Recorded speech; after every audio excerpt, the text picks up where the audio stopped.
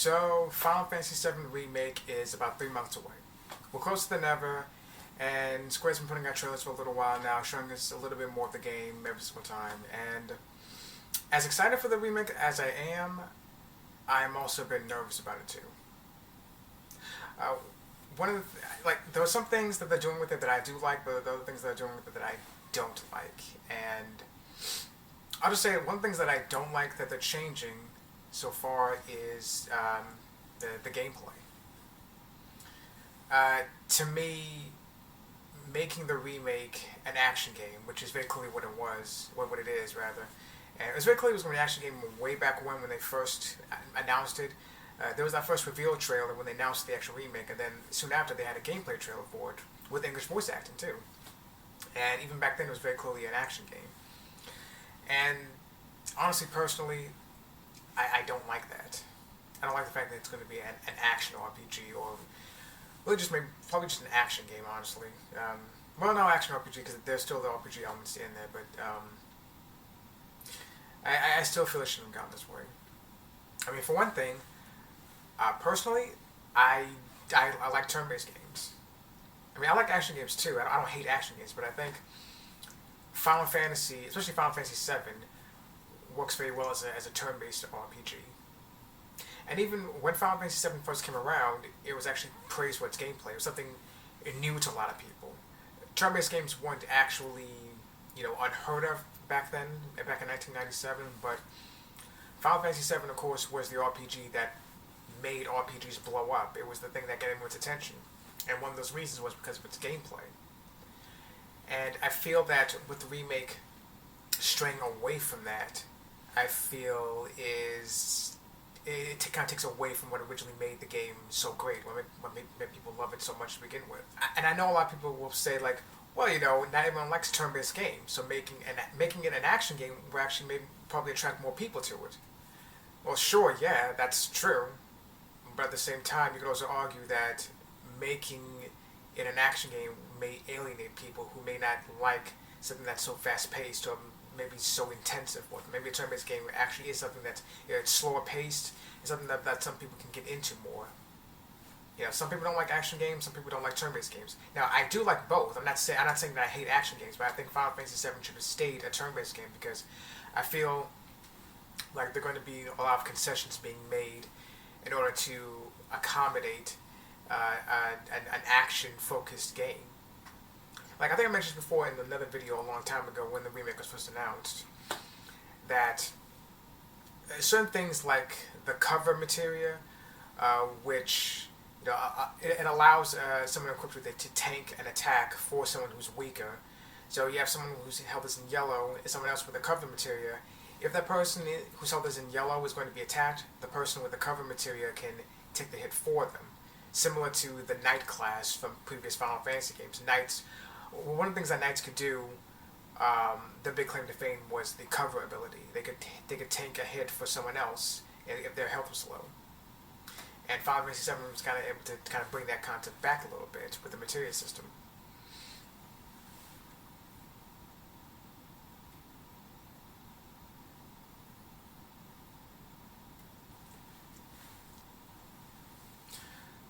There was also the manipulate materia, or the control materia, I don't remember exactly what it was called. Control or manipulate, one of those things, where you could actually take control of an enemy and have them use their abilities and attacks for you, so you could have them attack other enemies. Or there was the side quest to get the underwater materia, from which, thinking about that now, it's going to be interesting to see them do that in the remake. The underwater materia allows you to I guess in story context, it allows you to breathe underwater when you're fighting Emerald Weapon. You don't need it to fight Emerald Weapon, but it makes the fight a lot easier. Otherwise, you are on a 20-minute counter, and the idea is that after 20 minutes, everyone drowns. But the underwater material fixes that, so you'll be fine if you have it. And the side quest to get it involves using the manipulate materia to take control of a certain enemy in a certain area, and then I believe it was using the morph materia, or was it was using that enemy's own ability on itself, so it would morph itself into a guidebook. You give the guidebook to the guy in Calm, and he gives you the underwater materia. I think it's been a long time since I've done that. That's basically the outline of the side quest, and something like that won't be able to be done in the remake. I don't think. I mean, obviously, with something like that, Square's obviously going to work their way around that. Obviously, they're not gonna have that side quest be there in its entirety intact, but then not have a way to actually kind of work in the new playstyle. Also, they could probably just remove it altogether, just have you fight Emerald Weapon without needing the underwater material, which they could do that, I guess, but again, it takes away from the original game and what made it so great. So it's just stuff like that that has me kind of bothered that this action-oriented version of the game is going for. Part of me is trying to kind of look at it in the same way as, say, the Metroid Prime games back on the GameCube. A lot of people raised their eyebrows and complained when Metroid Prime was not going to be a side-scroller game like the original 2 or 3 Metroid games were, but it's going to be a first-person shooter. A lot of people did not like that. Everyone looked at it like, well, you're ruining what made Metroid so great.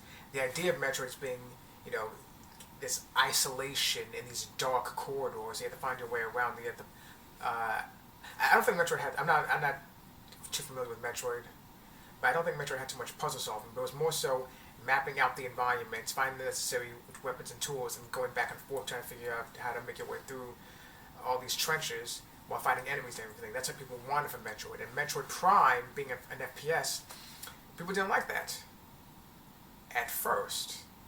Then people got the game and realized being an FPS somehow enhanced the isolation feeling that you have in the original Metroid games. Walking around, completely quiet, very ominous music. Enemies are there, but scarcely so. So it kind of makes it when you run into an enemy a big surprise, especially when you come across a boss after so long in isolation. You finally come across someone else, something else, and it's a terror that wants to kill you. So a lot of people praise Metroid Prime for taking that direction.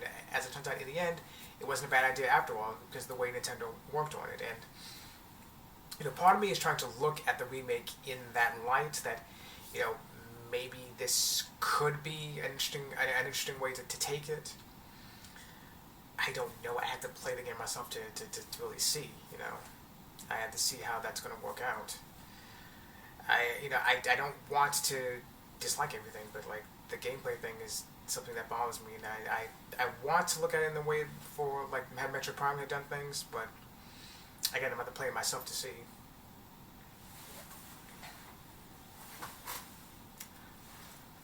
Also, I am aware that there is a setting in the game that will turn everything into a more traditional turn-based style. I'm aware of that. I've seen it. You can go in the options menu, change things to more of a turn-based style. So I do know that exists, but from what I've seen of it, it really does seem kind of half-hearted. It really seems that, well, because enemies and allies, they will still do chip damage. This will attack normally. It's small chip damage, but you will see an ATB gauge fill up, so you can issue commands like you normally would. As far as I've seen, I have to look at the footage again. But as far as I've seen, you're still only controlling one character at a time, I think. I don't remember exactly. But just from the way it looks, it's kind of half-hearted. Like, Square knew people would be upset that they're going from a turn-based game to an action game, so they kind of like, as an afterthought, like, oh, we'll put some sort of turn-based style in it. And it is turn-based style, yes, but it's not full turn-based gameplay. That's what bothers me. I'll give both modes a try. I'll give both modes a try. I think obviously I'm going to stick with one over the other, but I don't know. I don't like the direction of the gameplay, at least. So that's. And again, some people will say, well, you know, if not everyone likes turn-based games, maybe an action game will draw more people to the remake. Yes, and on the flip side of that, not everyone likes action games, and maybe a turn-based game being a little slower paced can attract people to the remake. Especially since that's what the game was praised for so much when it first came out. The turn-based game, the material system, all of that working together made Final Fantasy VII this marvel for a lot of people back then. You know, so I'm gonna, you know, I'll give the gameplay a chance. I'm not just gonna write it off completely, but I am uneasy about that. Okay, so another issue that I have is Square changed all the voice actors for the game. That may seem like maybe kind of a gripe for some people, but for me, it's bothersome. I mean, I've grown up with all those voices, like ever since Advent Children, Kingdom Hearts 2, the Dissidia games, the first two, first three rather. I've grown up with those voices. I love those people and the work that they've done, and they're as far as I'm concerned, they're all absolutely perfect for the roles that they do. And the new people, I don't know. I'm not completely sold to the new people, to be honest. Like the new guy playing Cloud, he sounds fine. I guess he's not terrible for the character, but it's not exactly what I'd want. You know. And the new voice actress for Tifa, she's fine too, I guess. But I'm used to the old voice. I'm used to Rachel Leigh Cook playing Tifa. I'm used to Steve Burton playing Cloud. I'm used to Bo Billingsley playing Barrett. Speaking of which, it seems very odd to me that apparently this is all Square's decisions too. Like, so apparently Square's. This is what I've heard. I don't know how true it is, but this is what I've heard. That Square has apparently decided that they wanted to use new voice actors for the remake to give it kind of a fresh feel, and they're going to use the original voice actors in side games like in Kingdom Hearts, in Dissidia games, and whatever else. Which seems like so backwards to me. Like, wouldn't you rather use the new voices in a side game that's not that important versus, you know, the remake, which is super important, and you have people who know how to do those roles very well. They've been doing them for years, on and off technically, yes, but they've been doing them for years, so they have a feel for how to do it all. A very odd decision to me, especially considering that the new voice actor playing Barrett, he's just basically doing Bo Billingsley's rendition of Barrett. So you got rid of Bo Billingsley to bring in a guy who was basically just doing his version of Bo Billingsley. I mean, at that point, why not just keep the original voice actor? If the new guy is just going to do the same exact thing. Aerith is fine. Sephiroth. Well, no, I don't like Sephiroth's voice either. I mean, granted, Sephiroth has only spoken like one line, I think. So far in the trailer, it's like one line. But that one line does not sit well with me. I mean, just hearing the voice. I mean, George Newborn had this very deep, menacing take on Sephiroth. Like the way he did Sephiroth, it was like just you sensed the evil emanating from Sephiroth when George Newborn does his voice. The new guy does it. Sephiroth doesn't seem very threatening, not to me at least. So, I mean, yeah, obviously, whether hear more of him, I only heard one voice line from the guy, but I don't like Sephiroth's voice so far.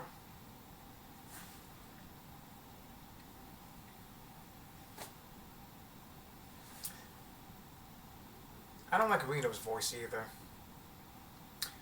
Quentin Flynn was the best voice for Reno, period. I mean, when Quentin Flynn does Reno's voice, he embodies this, this kind of lackadaisical, sarcastic take on his character, like which pretty much fits Reno to a T, honestly. Like Reno's the kind of guy who he's a punch clock villain. If he's not on the clock, he doesn't care. Like you see this in the original game when you go to Wutai and you see Reno, Rude, and Elena sitting there in the restaurants just eating, and pretty much none of them. Well, Elena got kind of hyped up a bit when she saw Cloud and the others, but Reno and Rude were just kind of like, nah, we're not on the clock right now. They can do whatever the hell they want. If we're not getting paid for it, Avalanche can fuck off for all I care. I don't care. They can do whatever the hell they want. And Quentin Flynn kind of embodied that too, like just the way he portrayed Reno. New voice actor, I feels like they're trying to go for like a younger take on Reno, like trying to make Reno sound, I guess like a young punk is how I would say, how I would describe it. Sounds like kind of like a young punk, I think. It doesn't work for me. Like, again, Quentin Flynn's version of Reno. He was a collector. He was a calm, cool collector guy. He just did work whenever he had to, not because he wanted to really. Just if he was getting paid for it, he would do it. If he wasn't, he does not care. He's laid back. He's easygoing for the most part. He's friendly for the most part. And the way Quentin Flynn did his voice was perfect. And new guy doesn't do it for me. Believe it or not, I also don't like Root's voice. I don't know how this is going to sound. I don't know how this is going to sound, but let's put it this way. When Crispin Freeman played Rude back in Advent Children and Advent Children Complete, which I think the only two times he's ever actually played him. How can I put this? Crispin Freeman had this just kind of tough guy voice to Rude. Just he was tall, dark, and menacing. Because he kind of had to, because he's a Turk. There are these little elite mercenaries, more or less, these elite assassins for Shinra. So Crispin Freeman just kind of had this tough guy demeanor to Rude.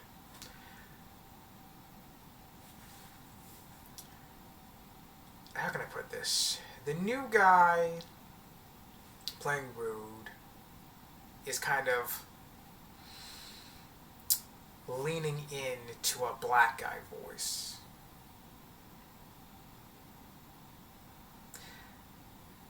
Again, like when Crispin Freeman did it, he just played a tough guy.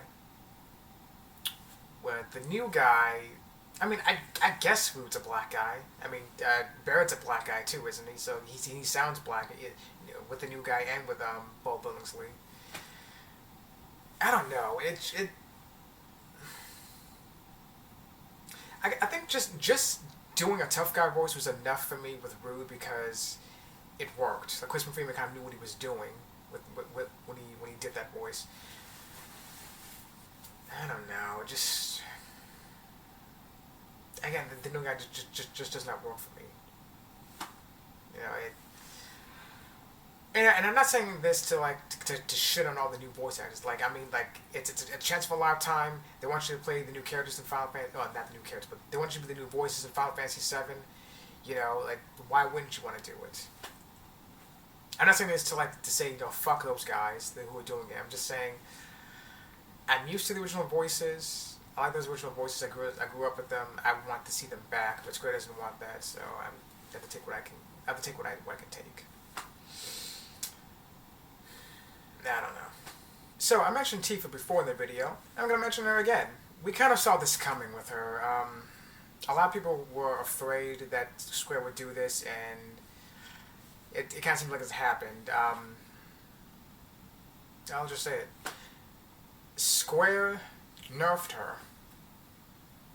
They nerfed Tifa. What I mean by that exactly? Well, I mentioned this in the other video too. That video was so long ago. Okay, so Tifa, one of the things that Tifa's best known for, whether for good or for good or for bad, Tifa's known for her very large chest size, which was kind of done on purpose because the idea of giving Tifa. Just Tifa's entire character, like I'll go that far. Tifa's entire character, not just her breasts, but like her personality, her hair, her eyes, her skin tone, her actual style of dress, her fighting style, even gameplay wise. All that was done to contrast with Aerith, who dresses far more conservatively. She kind of has like chestnut colored hair compared to Tifa's black hair, or like dark brown. I've seen like some interpretations. She has green eyes. What's green eyes? Green eyes. She has green eyes compared to Tifa's red eyes. And while Aerith's complexion is still pretty fair, just like Tifa, well, not just like Tifa, Aerith's skin complexion is pretty fair itself, but it's slightly darker than Tifa's. Tifa's is kind of like, she's been described as kind of like a pale-skinned brunette, and Aerith's fighting style is using a staff compared to Tifa just punching and kicking. And stat-wise, she's magically inclined. So even though Final Fantasy VII doesn't actually have a job system like some of the other games, Some people have compared compared Aerith to being kind of the game's white mage, not only because of her healing abilities, because of her actual stats kind of lean towards magic, while Tifa is a more physical fighter. And again, their personalities clash with each other too. Despite Tifa's physical appearance, like very scantily clad, and the fact that she punches and kicks and everything, she's a physical fighter, she's pretty sensitive. She's very loving, she's very nurturing. She's head over heels in love with Cloud, but cannot admit it to him, despite the fact that they've been friends for so many years. And Aerith is very open with her feelings. Unlike Tifa, who keeps things kind of bottled up in her chest, Aerith is very forthcoming. She made no secret at all that she was interested in Cloud, even romantically speaking. So all of that is important. It's not just having Tifa have large breasts and compared to Aerith's modest chest size. It's everything. It's the large breast size. It's the kind of revealing clothing. It's the fighting style. It's her physical appearance, her hair, her eyes, her skin, compared to everything with Aerith. All that needs to be there because Aerith and Tifa's characters, physically and personality-wise, were made to clash with each other and to intentionally accentuate the love triangle between them and Cloud. You have Tifa, who is the childhood friend who looks sexy as hell, but is very shy, in real life. Compared to Aerith, who is the mysterious new girl who is very open and flirty with him. So like, you take anything away from any one element you take away from either one of them, it ruins the entire thing. They have to contrast with each other in these obvious ways for that love triangle to work. It is part of the story. It's why you see Tifa trying to become closer to Cloud. You see Cloud become just destroyed once the big moment in the game happens with Sephiroth. You see, there's even that one point in the game when Aerith herself wants to become closer to Cloud. They both want to become close to Cloud. They both have these personalities that clash with each other, and you can't remove any of that because it really kind of destroys that part of the story, and that is a major part of the story, especially when Cloud is kind of out of commission for a while and Tifa has to help him. It all comes together in a great way, and to remove that, I think, is a disservice. Plus, and maybe this is just me kind of thinking out loud here, but does anyone else think it's kind of weird that if a female character has, like, say, well, if she looks like Tifa, basically, like, large breasts, and maybe her outfit is a bit revealing, that people get up in arms about that a lot? I mean, yeah, okay, obviously, like, there are a lot of female characters in games and everything who, are a bit revealing, they have large chests and everything, but it seems odd to me that a lot of people get up in arms about that, to the point where they may complain a lot to the creators to try and get them to change things. And this is what some people were afraid of before, that Tifa will probably be downsized because Square didn't want to offend a lot of people. In which, if that is the case, they really did downsize her because they didn't want to offend people, they didn't want to get people upset, they wanted people to come to play the game, obviously, again, is a disservice and should never have been done to begin with. And it's like Tifa has, she's always been large-breasted, even back in the original game. Like, you look at the artwork, or even like some of her in-game models, she's always been large-chested. So it seems, I just feel it's wrong to change that about her. I mean, it'd be the same thing, like, if you changed Tifa from being large-chested to, not so large-chested, or you even have her put on, like, a longer skirt, or even wear pants or something, like, you can't do that. You shouldn't do that. It would be the same problem, like, if you wanted it by this way, like, okay, so if Tifa's the boob girl, we'll make Aerith the ass girl, and also we'll probably try to make, like, Yuffie the leg girl. So there's, like, something for everyone in the game. Everyone's different tastes can be, satiated with the game.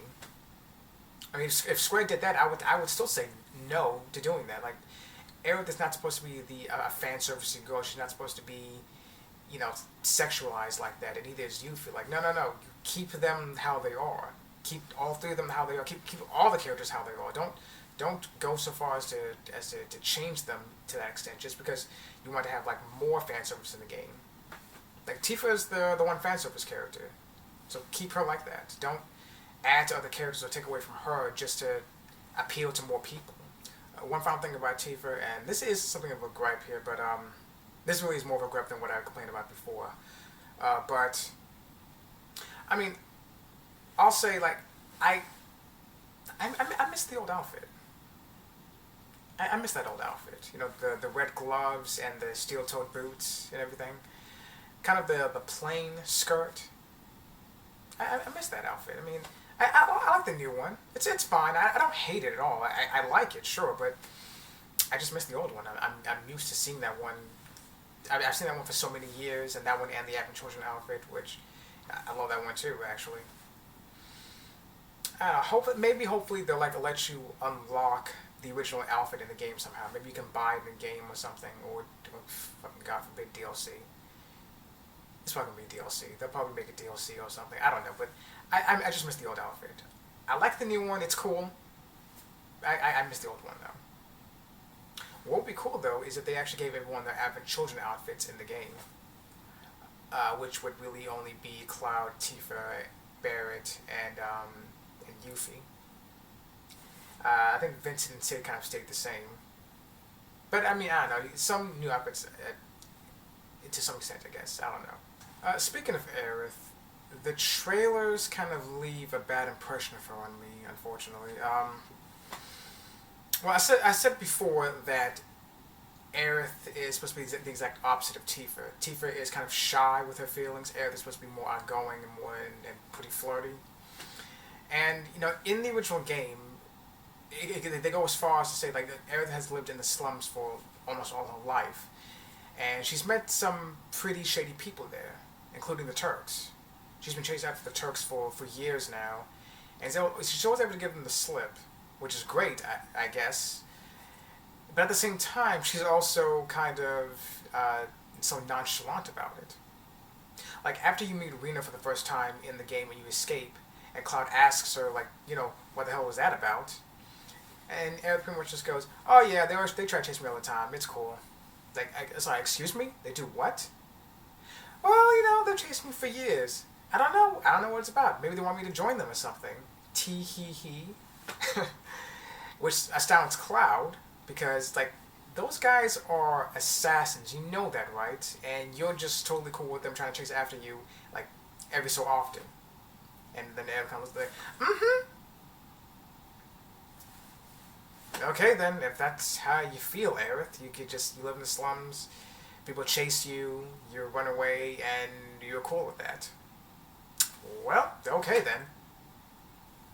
You know, that's the kind of the Aerith that I want to see in the remake again. What I'm getting at is, okay, so they seem to be kind of expanding Aerith's abilities in the remake. In the original game, Aerith could hear the voices of the dearly departed. She heard their voices kind of cry out in anguish as the spirits left the physical plane and were going to the afterlife. So Aerith could hear the voices and how angry and how sad they were that they were dying or that they were dead and gone. You know, that kind of broke her heart when she was younger. To hear those voices all in sad for everything that's happening to them. And even as a child, Aerith was very well aware of her powers. She knew what was happening. She knew she was feeling the spirits and hearing the spirits of people who had died. And it made Aerith want to make everyone else's lives, while they were alive, a lot better. Because hearing people die, hearing the spirits after they died was just disastrous for her.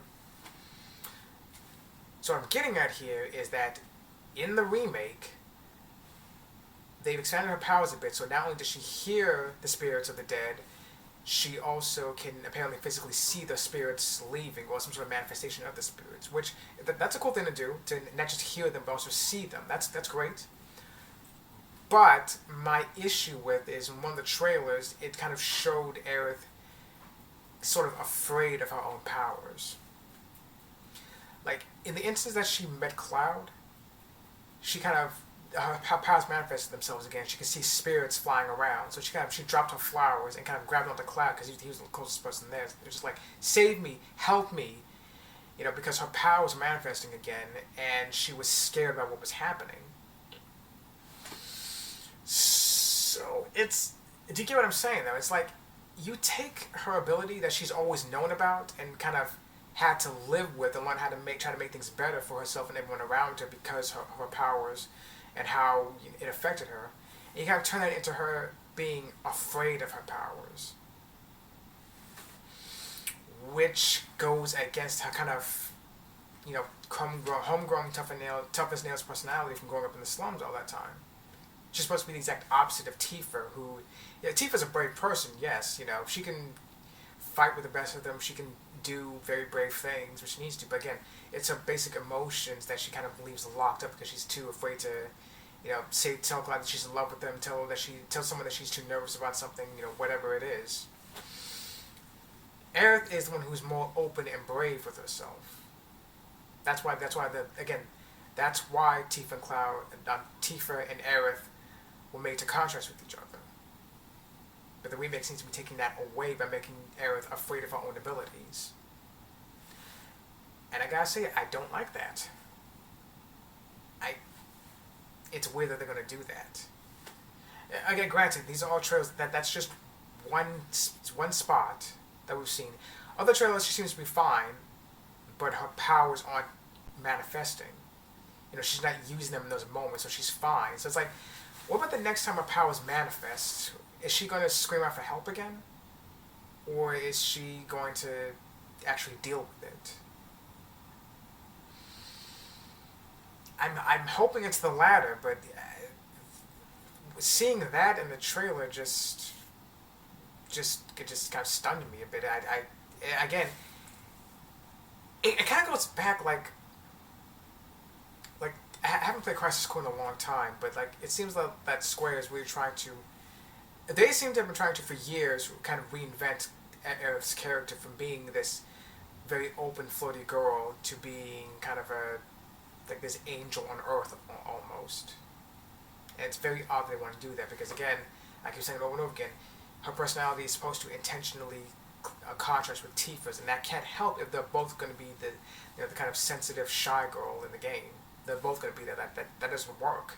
Speaking of love triangles, I noticed that in the newer trailers, Square seems to really be trying to playing up. They really seem to be trying to play up the Cloud and Tifa pairing. Like, they really make it look like that Cloud and Tifa are already together in this kind of battle couple situation. And while I am a big Tifa and Cloud supporter, and I love that pairing, but like the point is to have this love triangle.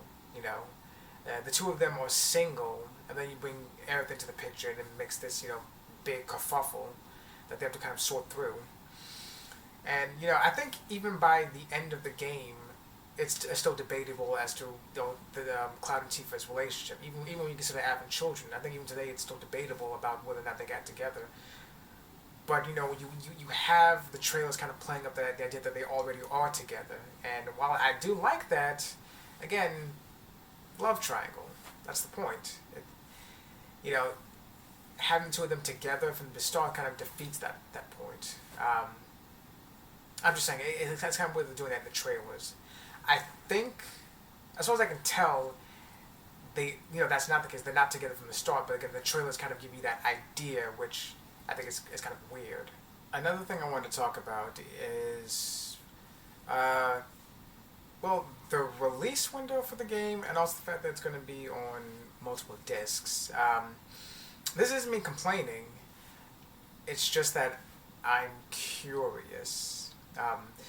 Final Fantasy VII Remake is slated to release, Episode 1 of the remake. That's another thing, too, actually. Okay, so it's Episode 1 of the remake is set to release March 20th, 2020.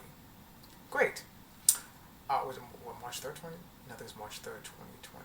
March in 2020, which is great. That's fine. But that's the same year that the PlayStation 5 is going to come out, and there's no way that Square didn't know that PS5 was coming. Everyone knows that PS5 was coming. Like consumers and gamers, they may not know PS5 was going to come for sure, but developers and publishers did know. Dev kits have definitely been making their rounds at the studios for the longest time now. Everyone knew it was coming. So it's kind of weird to me that Square is going to keep the remake on PS4 and not just put it on PS5 instead. Like it was originally announced for PS4, yes, but now that PS5 is definitely going to it's coming on. It's on its way. It's coming. It's kind of weird to me that Square didn't say, okay, fuck it, you know what? It's going to be in PS4, but we're going to put it in PS5 instead. It'll be a launch title for the system, or at the very least, it's going to be in that launch window, like maybe a month or two after the system comes out. We'll do that instead. For one thing, the PS5 is going to be more powerful, and for another thing, well, hell, I don't know for sure, honestly, but maybe they could have somehow, using the PS5's hardware, maybe they could have somehow kept the game off of multiple discs and made it one PS5 disc. It's kind of interesting that it's going to be on multiple discs. I mean, I guess if they do like how with Red Dead Redemption did, one's going to be an install disc and the other is going to be the actual game you play on. I guess that's what they're going to do. Hopefully that's what they do. Unless there's going to be like halfway through, you finish one half of the disc, then you continue on the other half, which that would be very odd if they do that. I don't think they'll do that. I personally have not heard what they're going to do if one is going to be an install disc and the other's going to be the actual disc you play off of, or they're going to do like, yeah, halfway through Midgar, you switch discs, and then you play through the other half on the other disc. I don't think they're going to do that, but this is Square, though. They do weird things all the time, honestly. I don't know. So anyway, again, it's not me complaining. It's just very interesting that they're going to do this. What I will complain about, though, is the fact that the game is still going to be episodic. I was hoping that after so much time has passed, maybe Square changed their mind about it and they're going to put the whole game on one disc. But they aren't. It's still going to be episodic.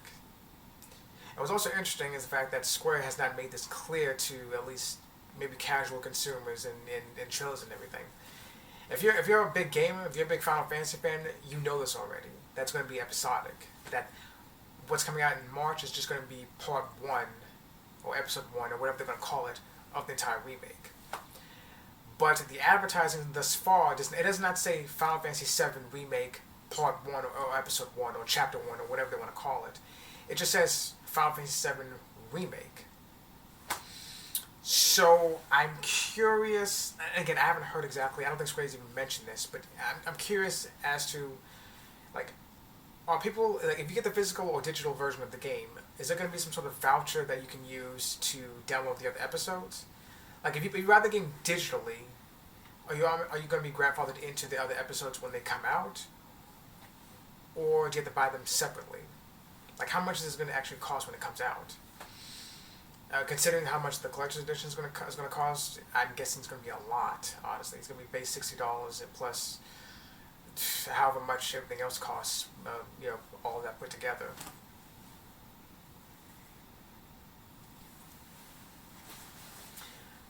And it makes getting a physical copy very odd too. Is there going to be some sort of voucher code that you input to get the rest of the games? You have to pay for all of it separately. Again, that collector's edition, how's that going to work out? You pay out that money for part 1 of this game, but you have to buy the other episodes separately. It's very odd. And again, Square is not being clear on this. They're not being clear that this is still going to be episodic. Unless they really have changed their minds and they're being secret about it, that the game actually is not going to be episodic anymore, it's actually going to be everything on one disc, 2 discs technically. Unless they're being secretive about that and they really did change their minds, they're not making that clear, which they should. It's either the game's still going to be episodic and they need to make that clear to people, or it's not going to be episodic. They're going to have the entire thing out there at once and they need to make that clear, but they're not either way. So that's very strange. Hopefully they make it clear at some point what's going on, but thus far they haven't. And I mean, that's just typical Square. That's what they do. They make very odd decisions, and that ends up biting them in the ass down the line. Okay, so enough doom and gloom. Is there anything about this game that I do like? Well, yes, there is. Actually, a few things. Well, I'm looking forward to hearing the new music, to hearing how that's going to sound in the remake. I think Nobuo Uematsu has returned to do the remastered version of the music, which is fantastic. Hearing the new renditions of all these classic songs for the first time it's gonna be great. Like Who Are You and Who Am I are both really good songs, and I can't wait to hear One Winged Angel for the first time and for this new style of music. I'm hoping it's gonna be like some sort of combination of like Advent One Winged Angel and from Advent Children and the World's Enemy from Crisis Core. Either way, it's going to be really, really good. I can't wait to hear all of that. Apparently, you can actually listen to Those Who Fight already.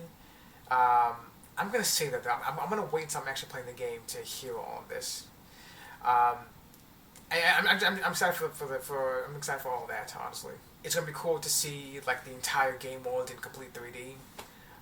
With the original version of the game, Square they kind of had this not top down angle, but like, well, it was kind of angled, you know, like every single area you were in, the camera was kind of at this angle where you could see everything that not exactly top down, but not exactly full 3D either. So it worked for what it was, you know, but that was kind of the limitations of the time. Now we don't have those limitations, so we can see the game in full 3D. We can explore everything fully. We can even see Cloud walk around with the busted-up sword on his back and everything. That's gonna be cool to see. I'm eagerly awaiting to see that. I can't wait to see everything in these just fully fleshed out, fully explorable environments. I'm dying to see that.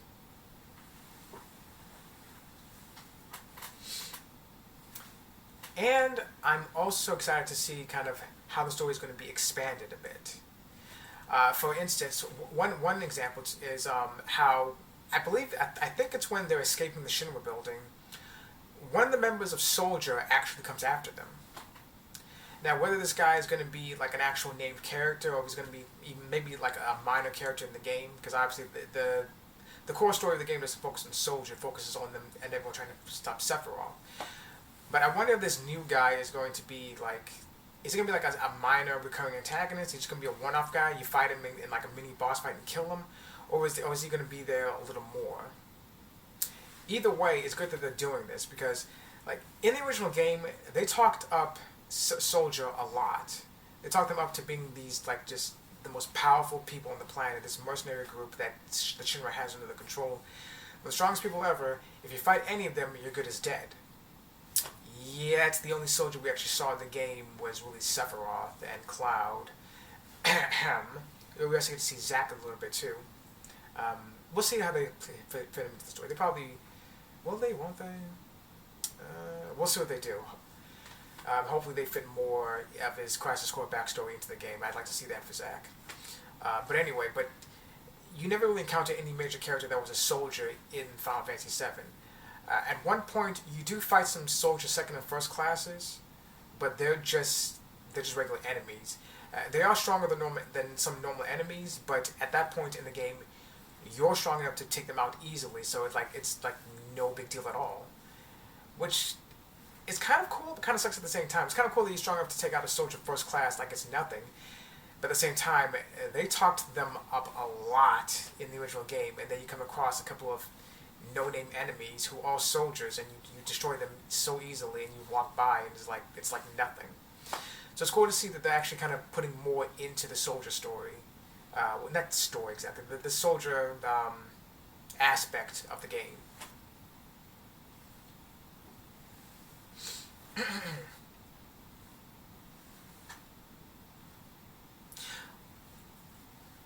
One interesting thing, I saw someone comment this online, and you know what, I kind of have to agree with them too. I saw this comment online. So the moment in the game when President Shinra confronts Tifa, Barret, and Cloud, it's going to be handled differently in the remake.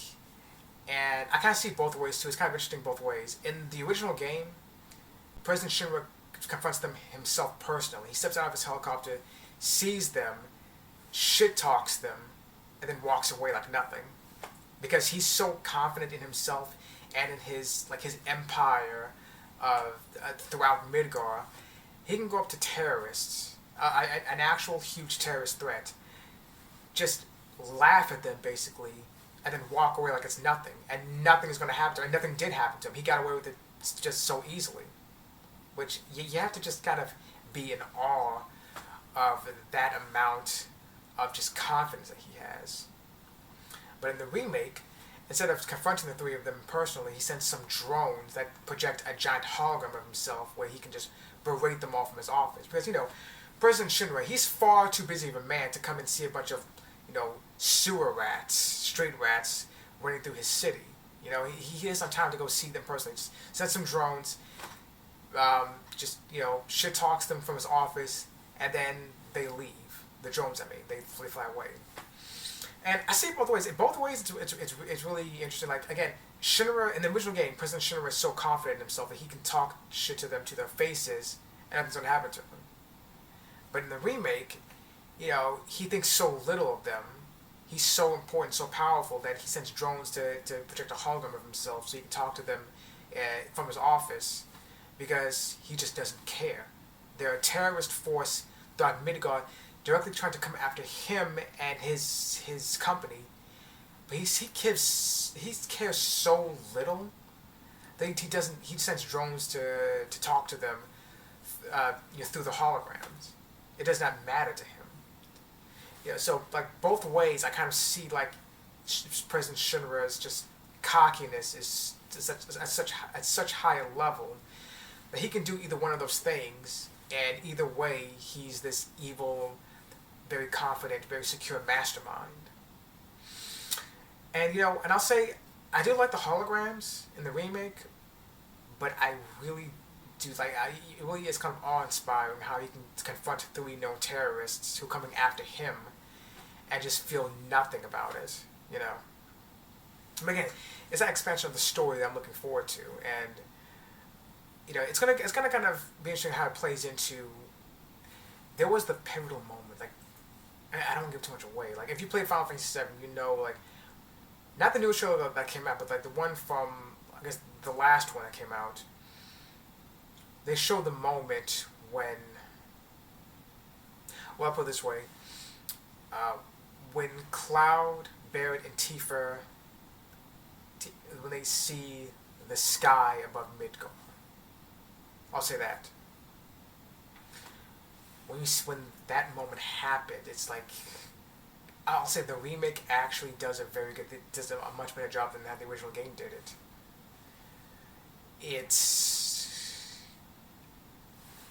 It'll give you pause when the dust has settled and everything, and like they see the sky.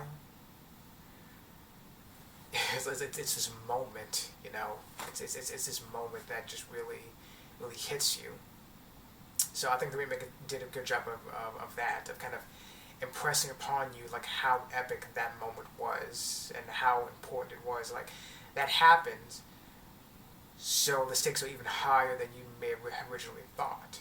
And then really makes President Shinra even more of an evil bastard, because like he saw it all happen. So that's something I'm looking forward to as well. Again, like this, there's some parts of the remake that they're gonna do spectacularly. There's some things that I'm kind of on the fence about, but I'm still looking forward to it all. I'm still looking forward to this entire game. Like I'm gonna play it, but I'd rather play it all in its entirety.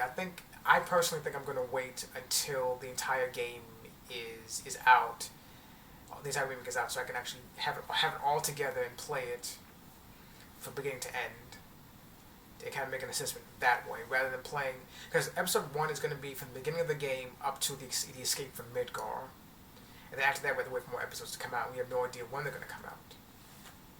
So for me personally, I'm going to wait until the entire package is out. Then I'm going to play from beginning to end, and then we'll see. Hopefully the entire thing is what we all hope it to be. I know I just complained about some things I don't like about the remake, but I'm not saying all of that because I want the remake to be bad. I'm not saying I want them to put it out and it's going to be a bad game because no one's going to like it. I want to like it. I want to love the game. Like, Final Fantasy VII is one of my favorite games of all time, and I want this remake to be fantastic. I want it to be perfect. but I have reservations. But hopefully those reservations will be unwarranted when the game finally comes out and I have it in my hand and I can see for myself. That's all I can really do. Just wait and see for myself. But, you know, until it comes out, until I can see how it all plays out, you know, I'll talk to you guys later.